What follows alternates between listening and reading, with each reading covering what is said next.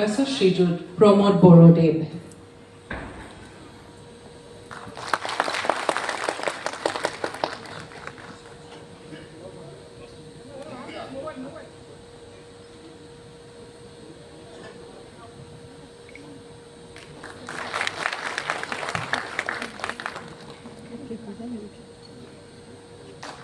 মই আপোনালোকক মঞ্চত আসন গ্ৰহণ কৰিবলৈ অনুৰোধ জনাইছো।